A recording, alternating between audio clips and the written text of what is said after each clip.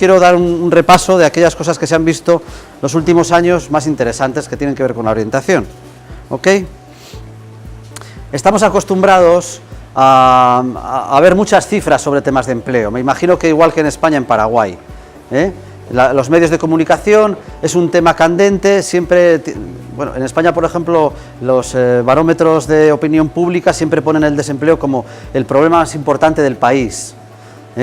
A lo mejor en Paraguay, en vez de ser el más importante el desempleo, hay otro delante, pero siempre está entre los tres primeros problemas que la población siente, es la situación del empleo, ¿verdad? Es un tema que preocupa mucho a la población.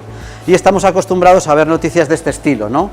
Una lanzadera de empleo, que es un programa de orientación un poco especial, consigue una inserción del 55%. Y eso parece como muy bueno, genial, qué buenos somos los orientadores, conseguimos que se inserte mucha gente, y es verdad, son datos reales, pero no son datos científicos, no son evidencias. Son conteos estadísticos de un periodista, que no miente, no tiene por qué ser mentira, pero podemos, de una noticia como esta, trasladar que la orientación consigue siempre el 55% de inserción. Pues por desgracia no, ojalá pudiéramos, ¿no? Depende mucho de qué colectivos, de cuándo se haga, de qué formación tiene la persona a la que se la des. Entonces todo eso hay que estudiarlo con un poquito más de rigor. Otra noticia similar, 39 de los 122 años, o sea, de los 122 alumnos de otro plan, que es un plan también de orientación, consigue empleo. Bueno, estas cosas están muy bien, pero no es suficiente. Si queremos ser profesionales rigurosos, tenemos que avanzar un poquito más. Esto ya, por ejemplo, si es un estudio científico, ¿vale? Esta es la curva que va mostrándose en este caso, estamos hablando el éxito. A los del grupo B, ¿os acordáis que ayer estábamos hablando de las expectativas, verdad? A los del grupo A lo tienen más fresco porque os lo acabo de explicar aquí. Bueno, pues una de las expectativas que se pueden medir es la de éxito, el optimismo, ¿verdad? Pues Salvador Montilla en 2005 hace una medición de cómo son las expectativas de los desempleados. Esto está hecho en Andalucía, ¿verdad? Y vamos viendo cómo al transcurso del tiempo, a los 6 meses, cómo va bajando, a los 13, 24 meses, más de 2 años en desempleo, cómo va bajando ese optimismo. Y lo podemos medir. Eso nos es de utilidad, porque si esto es generalizable, es un buen estudio, sabemos cómo va a estar la gente según a qué tiempo de búsqueda de empleo llegue a nuestro despacho, a nuestra oficina, ¿ok? Cosas como estas nos interesa conocerlas. Esta todavía es más interesante, este también es un estudio que se hizo en España, Aramburu Zabala yo creo que es el investigador en orientación laboral más importante del país, ¿vale? Y él hizo la tesis doctoral sobre orientación y ha publicado varios estudios. Uno de ellos es este, ¿verdad? Veis que también está hablando de lo que ocurre en la orientación a lo largo del tiempo, Siempre la variable tiempo es muy importante, Siempre tenemos que considerar cuánto tiempo ha pasado en búsqueda de empleo una persona, porque no es igual el primer mes que el segundo mes, aunque sus características de perfil profesional sean las mismas. Aunque sea licenciado, tenga tantos años de experiencia, eso no varía, pero el tiempo hace que sus cogniciones, sus pensamientos, sus expectativas cambien. Entonces nos conviene medir eso. Entonces veis que hay 3 líneas ahí mostradas. Él hizo un estudio con chicos y chicas que terminaban una formación en el área administrativa. Cuando terminaban esa formación se les ofrece la posibilidad de seguir con una orientación individualizada, ¿ok? Entonces, de todos los que querían seguir, se hicieron 3 grupos.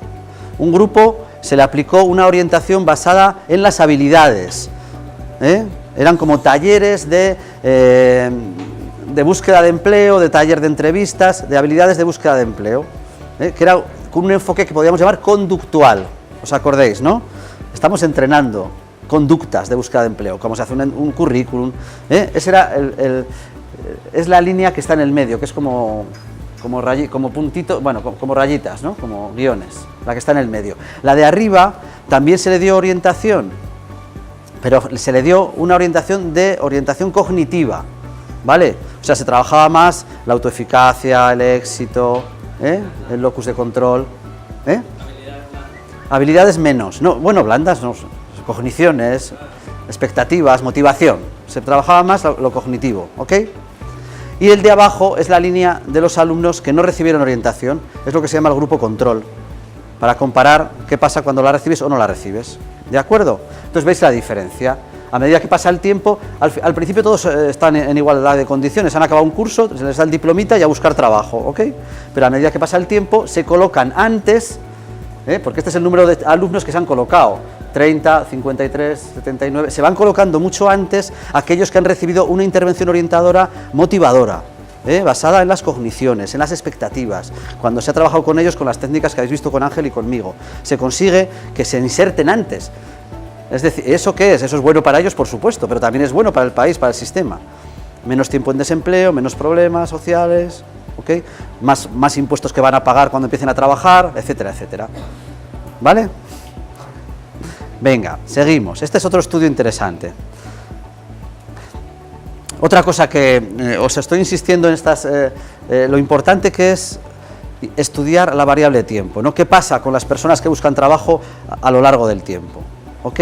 Entonces, para estudiar esto se utiliza un tipo de análisis estadístico que se llama análisis de supervivencia, que igual no suena, ni tiene por qué sonaros, pero igual sí os suena, porque lo utilizan mucho los médicos. Es un tipo de estudio que es del que sacan los médicos, por ejemplo, el promedio de supervivencia en una enfermedad grave. Sobrevivencia, supervivencia, nosotros llamamos más supervivencia, pero si aquí sobrevivencia, todos esos estudios se hacen con una metodología que se llama análisis de supervivencia, ¿ok? Cuando dicen, bueno, pues con este tipo de cáncer la media de supervivencia es de 1 año y medio, pues eso se hace con este tipo de estadística. Y nosotros creemos que esa metodología de medición puede ser también buena para un desempleado, porque en vez de prever cuándo vas a morir, vamos a prever cuándo te vas a colocar, es mucho más positivo, ¿no? Pero es el mismo tipo de análisis. A ver cómo... Y lo que hicimos es a 212 personas, de una muestra aleatoria de 1.300 que habían llevado ya más de 1 año en desempleo, o sea, era gente ya que estaba parada de larga duración, que llamamos en España, aunque ese calificativo es horroroso, pero se les llama así oficialmente, ¿vale? Y entonces lo que hacíamos es un análisis de supervivencia y se les aplicaba el test este que os he presentado. A los del grupo B no lo tenéis, os lo voy a dar luego, ¿vale? A los del grupo A ya se lo he dado. Es un test que mide expectativas.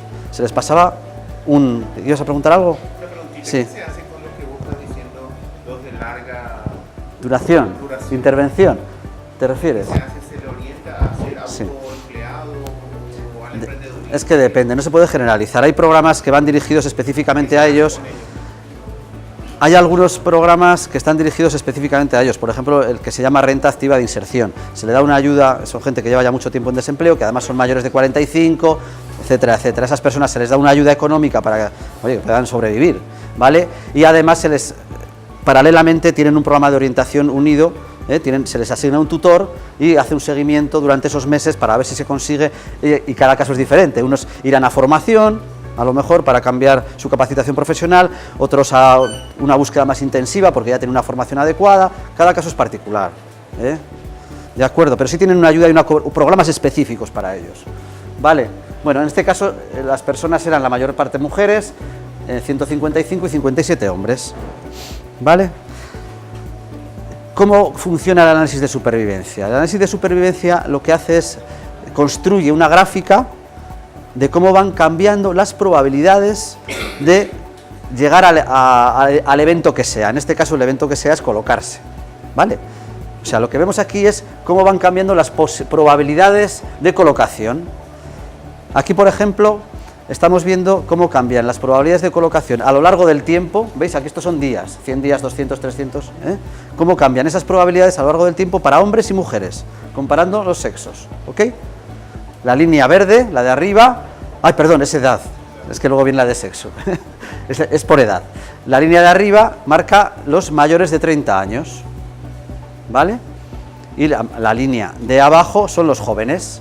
Entonces vais viendo cómo se van colocando mucho más rápido, van muriendo, podríamos decir, van saliendo de la situación de desempleo mucho más rápido los jóvenes que los mayores. Los mayores permanecen. Para llegar a la mitad de probabilidades, que es un poco la referencia, por eso dicen la supervivencia media, ¿no? La supervivencia media, ¿cuál es? Cuando es el 0,5 de probabilidad de supervivencia. Estos son probabilidades. ¿Cuándo se alcanza esa probabilidad? pues los jóvenes la alcanzan a los 400 días. Sin embargo, los mayores tienen que estar separados mucho más tiempo, hasta los 1000 y pico días. Ahí pone la diferencia. O sea, diferenciando entre mayores o menores de 30 años, hay casi 2 años de diferencia en el tiempo que transcurre para conseguir un puesto de trabajo. ¿Vale? Eso también nos ayuda a saber, podemos prever cuánto tiempo va a estar una persona en desempleo según la edad. Podemos preverlo y podemos tomar medidas cuando recibimos una persona que tiene más de 30 años o cuando es más joven. ¿Vale? Este tipo de decisiones, esta sería para el sexo, ¿vale? Veis que las... ¿Qué medidas puedes tomar con esa gente que ya es mayor de 30 años, entonces para que el tiempo que esté desempleado sea menor? Pues depende. Darle, Sí, exacto. si ya está capacitado y no consigue porque el mercado mismo le dice que ya pasó la edad, porque acá hay un factor importante, nosotros hasta los 35 por ahí tenemos oportunidad, Sí. más oportunidad, perdón, laboral. Después de eso disminuye, por más que vos estés súper capacitado y tengas mucha experiencia, ya disminuye tu capacidad de conseguir trabajo. Bueno, pues... ¿Qué estrategia sí. se puede ver para esos casos? No es fácil contestar a eso en general. O sea, como le he dicho a tú, hay programas específicos dirigidos a ese colectivo.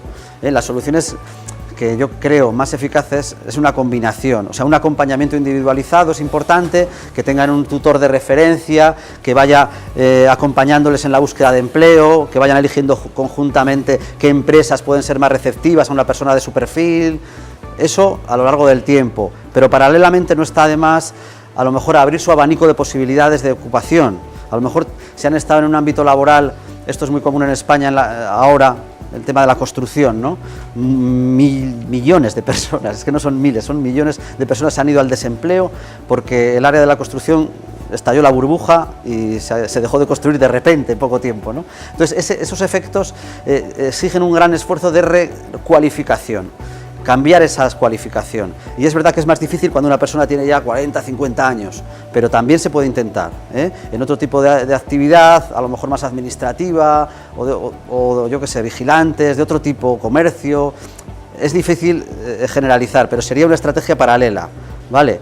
O sea, estamos orientándoles, dándoles ayuda para que se recualifiquen, hay programas específicos que se llaman además así, de recualificación, ¿vale?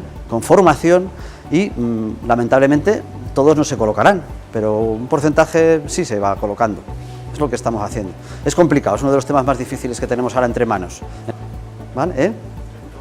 En todas, bueno, aquí hay menos paro, pero sí, claro, en todas partes. Sí, perdona, Lali. Y eso se puede sumar a otras políticas activas que puedan ser de bonificaciones a la contratación, ¿no? Digamos, para Efectivamente. que las empresas... Es más barato contratar a una persona de 45 años en España que a una más Acá joven. la visión empresarial es distinta, porque acá se buscan personas jóvenes para pagarles poco y darles mucha responsabilidad. Ya, Pero vos le traes a una persona ya con cierta trayectoria, con cierta preparación, y ya tiene 40 años, o 38 años, 45 años, y el empresario dice, no, este me va a costar muy caro, y ya tiene todo esto y no va a tener el mismo rendimiento que un joven. muy bien. Y sin Venga. embargo, las necesidades Sí. de una persona de esa edad son mayores que las de un joven. Sí, normalmente sí, porque tienen cargas familiares. Pero totalmente inverso. Ya, lo sabemos. compañero que es un poco equivocado ese pensamiento, porque los empresarios realmente buscan gente más comprometida y gente que pueda desarrollar el sentido de pertenencia a la empresa. Y en los jóvenes es muchas veces difícil, no es por prejuzgar, porque hoy día en realidad los valores están muy trastocados. Sí, Y los jóvenes de ahora ya no son los mismos de hace 10 años atrás o de años atrás. claro, Entonces, claro. más o menos, mi empresa por lo menos es como un trampolín, vamos a decirle. Mientras están estudiando, están acá.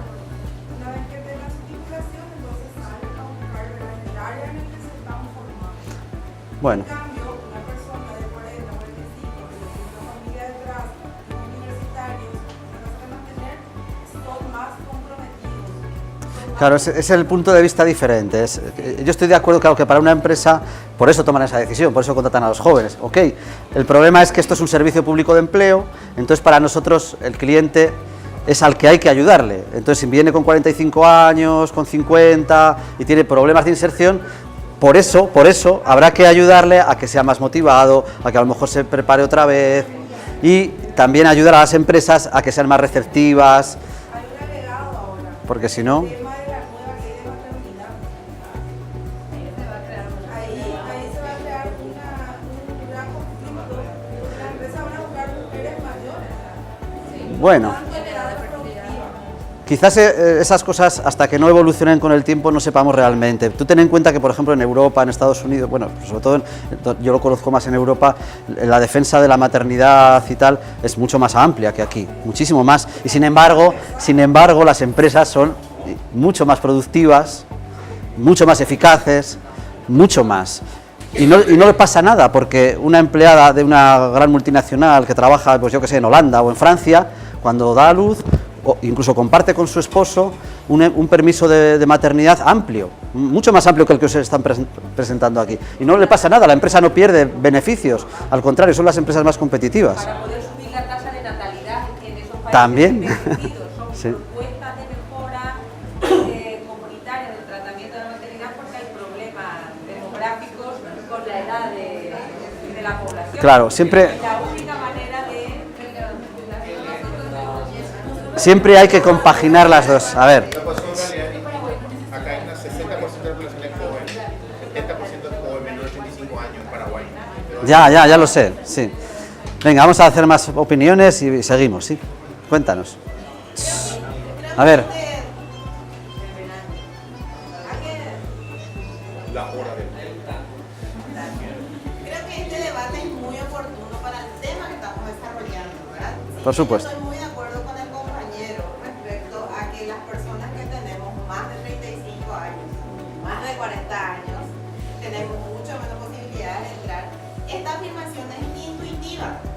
O sea, no hay evidencia respecto a si es la postura de la compañera la correcta o si es la postura del compañero. Es muy intuitivo y nos basamos más en algunas estadísticas así pequeñas. Pero aquí justamente lo que hay que promover Hay que es hacer esto. que las políticas públicas estén basadas en evidencia.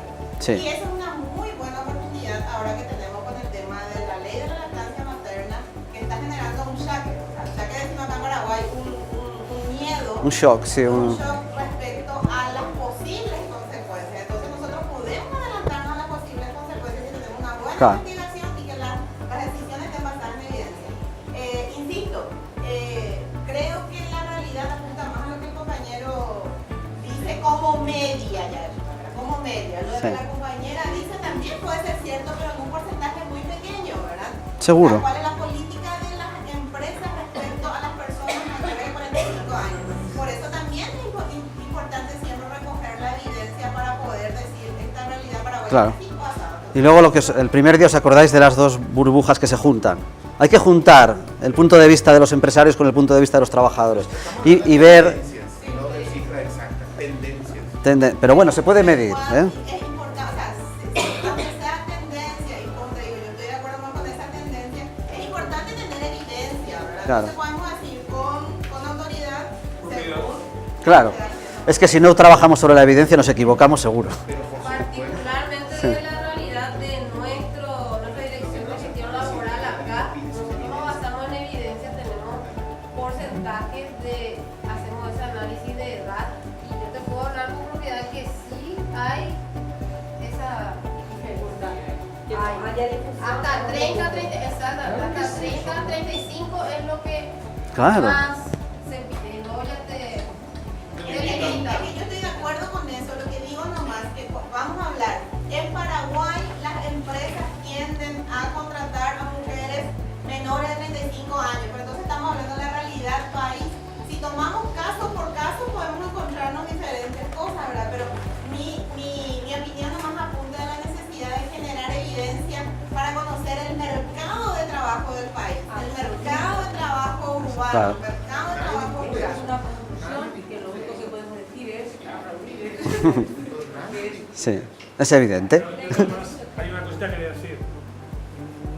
Etiquetas, no generalización, no por pertenencia, no atendemos al cliché de mayor de 45 al discapacitado, atendemos a Julián, a Susana y a Carmen. ¿Ok? ¿vale? Solamente eso, ¿vale? Atendemos y eso es compatible con los datos estadísticos que te encuadren el problema de Claro, porque si sabemos cómo de grande es el problema, contrataremos orientadores suficientes para abordar el problema y no estaremos con unos medios exiguos que no pueden dar solución a estas cosas. Cuando decís, ¿qué hacéis en España? Bueno, pues afortunadamente, creo yo, ha habido más medios económicos y más personal dirigido a esto, y esto está dando algunos frutos, poco a poco, ¿no? Pero sí es verdad que sí, que tú cuando trabajas intensamente con las empresas y con los trabajadores, se acercan. Y una empresa que a lo mejor nunca contrataba jóvenes, si tú hablas con ellos y discutes con libertad y con tranquilidad, ellos pueden empezar a valorar otras cosas que se les habían pasado, por ejemplo, la responsabilidad, el que una persona mayor ya no tiene esas ganas de, sus hijos son mayores y no tiene que cuidarlos, o sea, puede haber otros factores que igual no han caído en ese momento y que a lo mejor no hay que enseñarle tanto como a un chico joven que acaba de llegar, porque ya sabe hacer las cosas.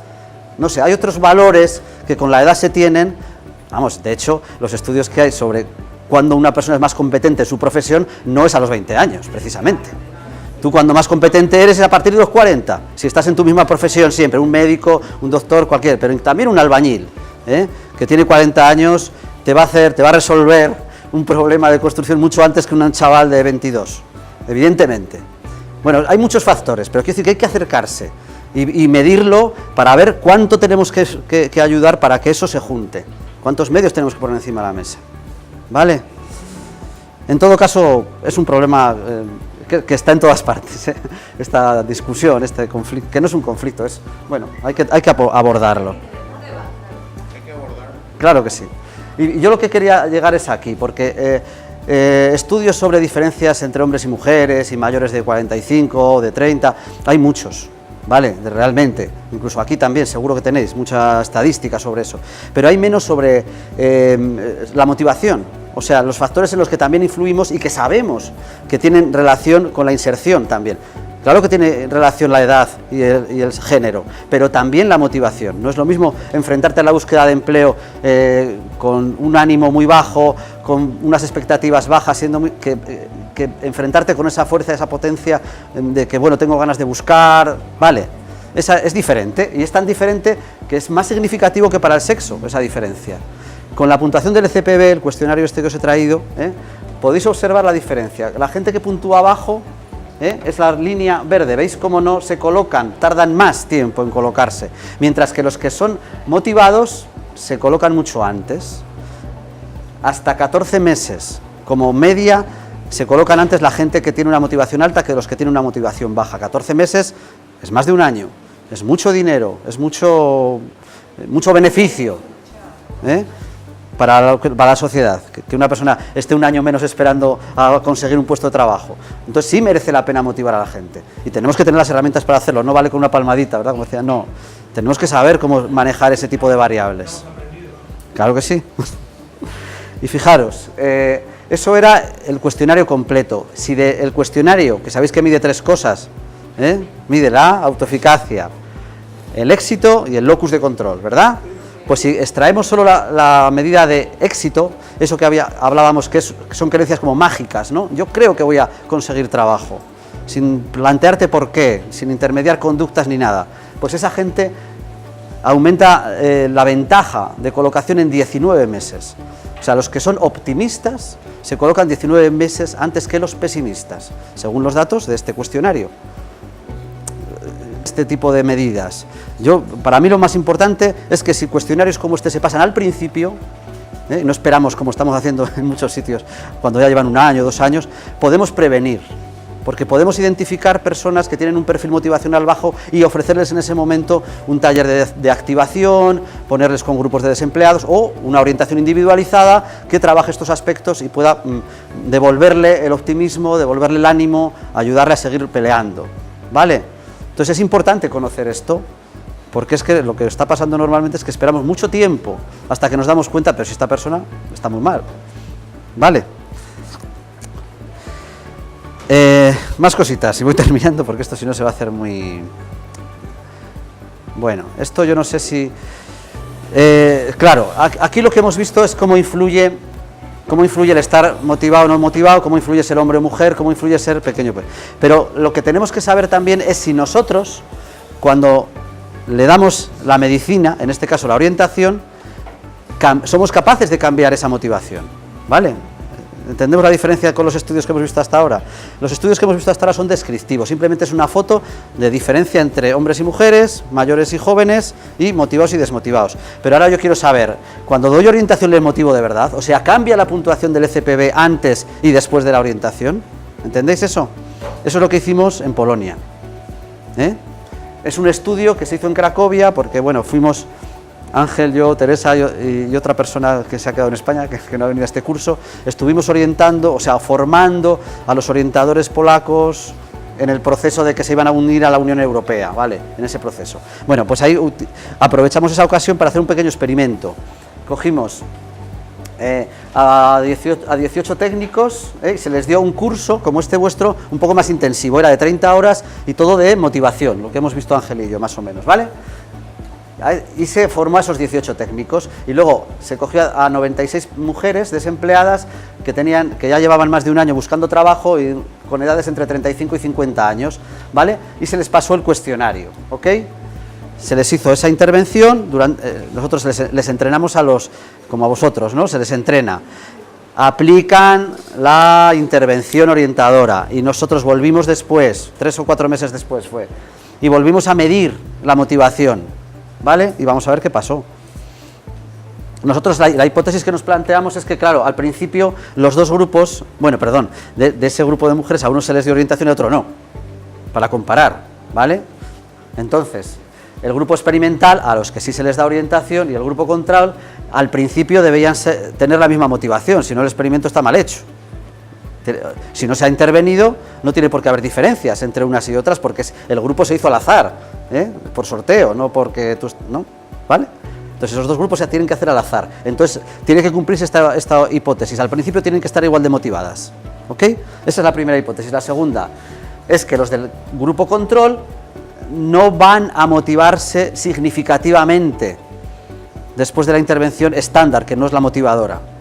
No tienen por qué motivarse, porque si no se les ha dado la medicina, pues no tienen por qué recibir los beneficios de ella. Entonces, antes y después, el test del grupo control no debería tener diferencias, ¿ok? Y luego, sin embargo, los del grupo experimental, a los que se les ha dado la medicina de orientación motivadora, sí que tienen que puntuar diferente. Y si no, no vale, nuestra medicina no vale, no funciona. Vamos a ver. Fijaros, estas son las puntuaciones después de la intervención, no antes.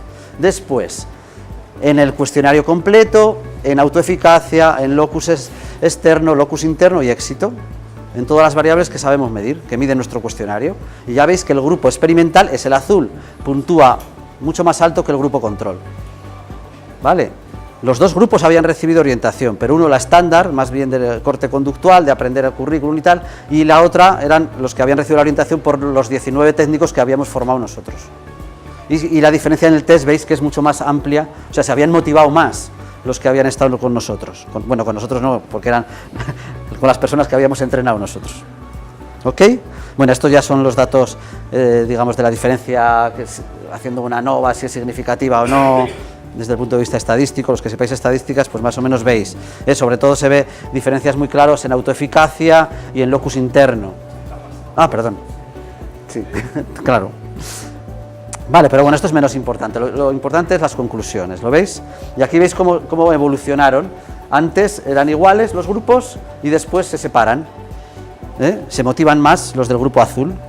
Eso en autoeficacia también se ve lo mismo, en todos. Se ve antes y después, ¿vale? Bueno, yo creo que voy a cortar porque si no se nos va a hacer muy tarde, ¿no? Aquí tenemos otro estudio, esto os lo voy a dejar, que es... lo que hace es otro tipo de intervención también motivadora. Habéis oído hablar de la inteligencia emocional, ¿verdad? Que está muy relacionada con lo que hemos hecho aquí en realidad. Trabaja más con relatos, con historias, que son técnicas muy buenas. También en este estudio que hizo Nieves San Pedro, que es una licenciada española que trabajaba para una entidad colaboradora con nosotros, era de un sindicato que hace orientación como entidad colaboradora, no era del Servicio Público de Empleo. Y ella que era una psicóloga que había estudiado inteligencia emocional, dijo, ¿por qué no aplico inteligencia emocional a mis personas, a mis clientes, a mis desempleados? Lo aplicó y veréis, pues le sale también unos buenos resultados. Va subiendo los dos grupos, el grupo experimental es lo mismo, hay grupo experimental y grupo control.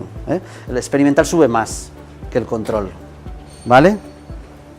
Y son significativos, El punto de partida es lo que en este experimento no está del todo claro, pero en todo caso yo creo que si te lees el artículo completo no es muy importante, pero bueno, se ve que está claramente diferenciado. Aquí el punto de partida es muy diferente, evidentemente. Son errores de muestreo, porque era una muestra muy pequeñita y ella no podía, como era una entidad colaboradora, elegir correctamente, pero se ve la tendencia claramente, sube más rápido y más intensamente sube el grupo experimental. ¿Ok? Vale, y acabo con este estudio porque para mí es el principal. No hay mucha investigación sobre orientación, hay mucha sobre empleo, pero no sobre orientación. Entonces, casualmente el año pasado se publicó en Estados Unidos un metaanálisis. Un metaanálisis es un estudio de estudios. De hecho, este creo que son 74 estudios los que elige, pero elige 74 entre 600 y pico. O sea, lo que hacen son 3 universidades estadounidenses, hicieron un compendio de toda la investigación que había en orientación y se quedaron con los estudios más rigurosos, o sea, aquellos que cuentan con grupo control, porque estudios descriptivos hay muchos, pero con grupo control no es tan fácil, ¿vale? Entonces, de esos que tienen grupo control, 74, los recopilan y hacen un metaanálisis. O sea, juntan todos los datos de los 74 y sacan conclusiones globales, que sí que son muy generalizables y muy digamos, rigurosas, ¿vale? También tenéis el artículo en la página web que os mostraré, ¿vale? Entonces, ¿qué es lo que ve aquí? ¿Qué pasa con este? Esto es acordaros que yo decía, pues una intervención conductual, una cognitiva, una conductual. Bueno, eso es más simple, esto es más fino, un análisis más fino. Aquí lo que analiza son actuaciones de orientación que incluyen trabajo con proactividad. Bueno, lo que es proactividad más o menos entendemos, ¿no? Son trabajos que inducen a que el demandante se adelante a su situación y tome decisiones autónomas previamente. O sea, que sea una persona con proactividad. El proactivo es el que no espera al problema, sino que se adelanta a él, ¿no? Y toma soluciones antes. Entonces, son intervenciones muy activas, muy de que no vas a esperar a que te llamen, vas a ir tú empresa por empresa a buscar, vas a buscarte tú las direcciones y vas a llamarles por teléfono, ese tipo de actuaciones. Muy de animarles a que no esperen, que se vayan a la calle y que empiecen a buscar. Esos aumentan la probabilidad de inserción a casi 6 veces. Casi 6 veces. Según estos estudios, quiere decir que si tú trabajas este aspecto, la proactividad, multiplicas por 6 las probabilidades de inserción. Es decir, si ese colectivo se coloca un 10%, pongamos, se colocaría el 60% en vez del 10%. Que no es moco de pavo, como decimos en España. Es muy significativo. Fijación de metas. Anda que no hemos hablado en este curso de metas, ¿no? Pues aquellos programas de orientación que dentro de lo que hacen, que un programa de orientación puede hacer muchas cosas, ¿no? Trabaja las metas, trabaja los objetivos, consigue objetivos propios, positivos, concretos. Esas personas multiplican casi por 5 sus probabilidades de inserción. Apoyo social, ¿cuánto hemos hablado aquí de los contactos? De que no solo es tus propios recursos, sino también tus amigos, tus familiares, la gente que te puede echar una mano. Los que tienen apoyo social aumentan mucho sus probabilidades de inserción. Autopresentación, parecido a proactividad, pero más concreto, ¿no? Esa técnica de ir a las empresas y tal y cual. Habilidades, fijaros que está más abajo, pero también tiene su impacto, multiplica más de por 3. Y autoeficacia, que está muy relacionado también con habilidades, ¿verdad? Cómo hago las cosas, son cosas más conductuales. Como veis, las áreas más conductuales tienen impacto muy importante, pero no tanto como las que tienen más que ver con lo cognitivo. Un poco se repite el estudio de Aramburu, que os he puesto al principio, ¿os acordáis? Estos son evidencias, esto está probado, con esto podemos ir a misa, digamos, ¿no? Porque es así. Entonces, trabajar esto merece la pena, porque estamos multiplicando las probabilidades de inserción, ¿vale?